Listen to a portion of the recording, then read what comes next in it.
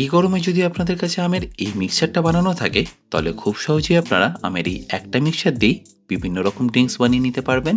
আর বাইরে থেকে বেশি দামে ম্যাঙ্গো শেক, জুস এইসব আর কিনে নিতে হবে না। আর সাথে অবশ্যই শেয়ার করব অনেক tips and tricks. By the way, আমি শেফ অতনু, আপনারা দেখছেন অতনুর রান্নাঘর। আর আজকে আমাদের recipe mango shake, mango juice আর ম্যাঙ্গো মশলা ড্রিঙ্কস। তাহলে এই সবকটা ড্রিঙ্কস বানানোর আগে আমি এখানে একটা আমের মিক্সচার বানিয়ে নেব। তার জন্য লাগবে 1.5 কেজি পাকা আম আর সাথে 500 গ্রাম কাঁচা আম। এবার প্রথমে আমাদের এই কাঁচা আমের খোলাগুলোকে ভালো করে ছাড়িয়ে নিতে হবে। আমি এখানে একটা ছুরির মাধ্যমে এটাকে ছাড়িয়ে নিচ্ছি, বাট আপনারা চাইলে যে কোনো পিলার বা পটির মাধ্যমে এটা ইজিলি ছাড়িয়ে নিতে পারেন। আমের খোলাগুলোকে ভালো করে ছাড়ানো হয়ে গেলে আমের যে পাল্পগুলো আছে সেটাকে আপনাদের ভালো করে বের করে নিতে হবে। আমি এখানে একটা ছুরির মাধ্যমে আমগুলোকে ভালো করে কেটে নিচ্ছি। আর আমের যে আটির অংশটা থাকবে সেটা থেকেও আপনাদের ভালো করে আমগুলোকে কেটে নিতে হবে। দেখবেন যাতে এই আমের পাল্পগুলো ওয়েস্ট না হয়। আর সবকটা আমের থেকে ভালো করে ছাড়ানো হয়ে গেলে আমগুলোকে আমি একটু ছোট ছোট করে কেটে নেব। এবার এখানে একটা বড় পাত্র আমি গ্যাসের উপর বসিয়ে নিচ্ছি আর তাতে দিয়ে দিচ্ছি আমাদের কেটে রাখা কাঁচা আমগুলো। এবার আমাদের পাকা আমগুলোকে কেটে নিতে হবে, আর তার জন্য আপনাদের খোলা ছাড়ানোর দরকার নেই। আমগুলোকে এইভাবে কেটে নিলেই হবে। আর ঠিক একইভাবে আমি বাকি প্রত্যেকটা আম কেটে নিয়েছি। এবার এই আমের চকলাগুলো থেকে একটা চামচের মাধ্যমে পাল্পগুলোকে খুব ভালো করে বের করে নিচ্ছি আর দিয়ে দিচ্ছি এই একই পাত্রে। এবার এই আমের আঁটিগুলো থেকেও খোলাটাকে ভালো করে একবার ছাড়িয়ে নিন আর তারপর হাত দিয়ে এইভাবে প্রেস করে পুরো পাল্পটাকেই বের করে নিন। এবার আমি এখানে চিনি নিয়ে নিচ্ছি, আর সেটা আপনাদের নিয়ে নিতে হবে আপনারা যতটা কাঁচা আম নিয়েছেন তার ওপরে। মানে আমরা এখানে 500 গ্রাম কাঁচা আম নিয়ে নিয়েছি, তাই আমাদের এখানে চিনি লাগবে 400 গ্রাম। আর যদি দেখেন কাঁচা আমগুলো খুবই টক, সেক্ষেত্রে আপনাদের এখানে 500 গ্রামই চিনি ব্যবহার করতে হবে। আর চিনি নেওয়া হয়ে গেলে এখানে দিয়ে দিতে হবে 1 কাপ জল। খুব বেশি জল এখানে ব্যবহার করার দরকার নেই, কারণ বয়েল করার সময় আম থেকেও রসটা বেরোবে। তাই যদি আপনারা খুব বেশি জল ব্যবহার করেন সেক্ষেত্রে মিক্সচারটা কিন্তু অনেকটাই পাতলা হয়ে যাবে আর টেস্টটাও খুব বেশি ভালো আসবে না। আর আমের এই মিক্সচারটা বানানোর জন্য আপনাদের কিছুই করতে হবে না, জাস্ট চিনিটাকে একবার ভালো করে মিশিয়ে নেবেন আর একবার বয়েল আসলে এটাকে ঢাকা দিয়ে দেবেন। এবার গ্যাসের ফ্লেমটাকে মিডিয়াম রেখে 15 থেকে 20 মিনিট এটাকে আপনাদের ভালো করে একটু কুক করে নিতে হবে।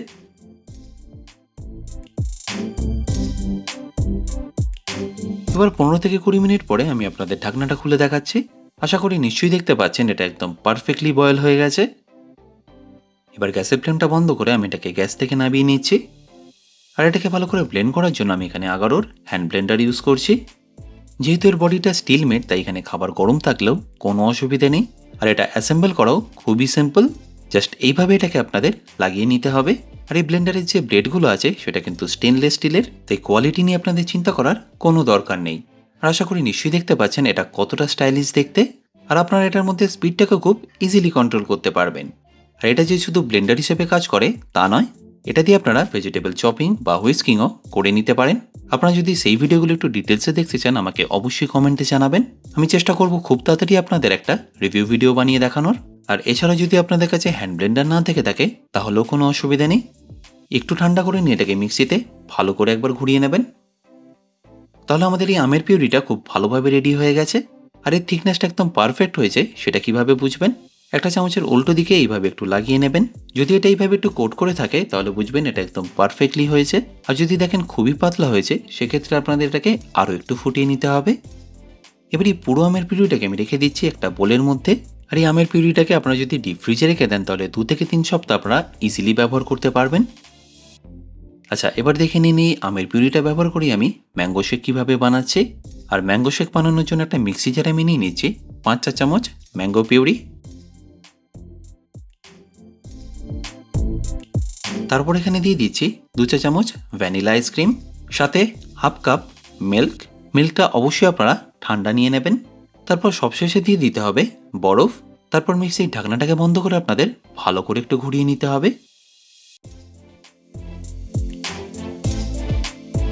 ব্যাস, তাহলেই রেডি ম্যাঙ্গো মিল্কশেক। এবার এটাকে আমি পরিবেশন করে নিচ্ছি।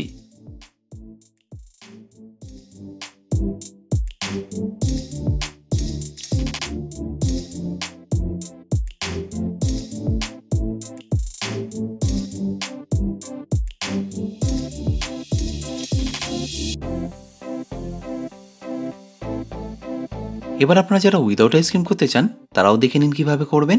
ওই একইভাবে একটা মিক্সি জারে নিয়ে নিন ম্যাঙ্গো পিউরে, তারপর সেখানে দিয়ে দিন 1 কাপ ঠান্ডা দুধ। যেহেতু আমরা এখানে আইসক্রিম ব্যবহার করছি না, তাই জন্য এখানে আপনাদের দিয়ে দিতে হবে 2 চা চামচ সুগার সিরাপ। আর এই সুগার সিরাপটা বানানোর জন্য আপনাদের কিছুই করতে হবে না, যা যত পরিমাণ জল নেবেন তত পরিমাণ এখানে চিনি দিয়ে দেবেন, আর সেটাকে একবার এইভাবে ভালো করে ফুটিয়ে নেবেন। ব্যাস তাহলেই রেডি হয়ে যাবে সুগার সিরাপ। আর ফাইনালি এখানে দিয়ে দিতে হবে আইস। তারপর মিক্সির ঢাকনাটা বন্ধ করে এটাকে একবার ভালো করে ঘুরিয়ে নেবেন। আশা করি এই গরমে বাচ্চা থেকে বড় এটা সবাইরই ভালো লাগবে। তাই যদি আপনাদের ম্যাঙ্গো পিউরিটা বানানো থাকে তাহলে আপনাদের কোনো রকম অসুবিধা হবে না, আপনারা যখন ইচ্ছে এরকম ড্রিঙ্কস বানিয়ে নিতে পারবেন।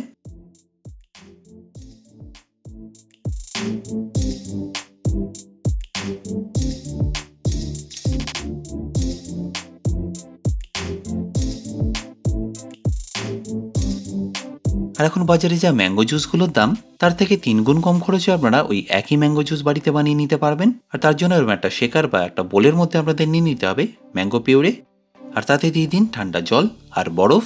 আপনারা চাইলে এখানে সামান্য সুগার সিরাপও দিয়ে দিতে পারেন। ব্যাস এইভাবে একটু ভালো করে মিশিয়ে নিলে আমাদের ম্যাঙ্গো জুস কিন্তু পারফেক্টলি রেডি।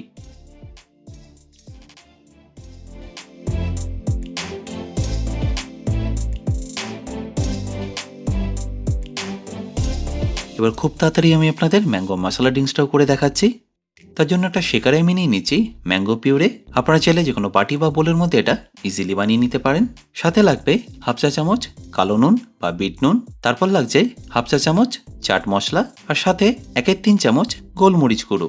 তারপর এখানে দিয়ে দিন ঠান্ডা জল, সাথে বরফ আর সামান্য একটু পুদিনা পাতা। চাইলে এটা তো আপনারা সুগার সিরাপ ব্যবহার করতে পারেন। ব্যাস এবার এই সব কিছুকে একবার আপনাদের ভালো করে মিশিয়ে নিতে হবে। আর ভালো করে মিশিয়ে নিলে আমাদের ম্যাঙ্গো মশলা ড্রিঙ্কস কিন্তু পারফেক্টলি রেডি। আশা করি এই গরমে আপনাদের এই ড্রিঙ্কসগুলো একটু হলেও রিলিফ দেবে, তাই এটা একবার হলেও বানিয়ে নেওয়ার রিকোয়েস্ট রইল। আর যদি আপনাদের এই রেসিপিটা ভালো লেগে থাকে অবশ্যই কিন্তু আমাকে কমেন্টে জানাতে ভুলবেন না। বাই দ্য ওয়ে, আমি শেফ অতনু, আপনারা দেখছিলেন অতনুর রান্নাঘর।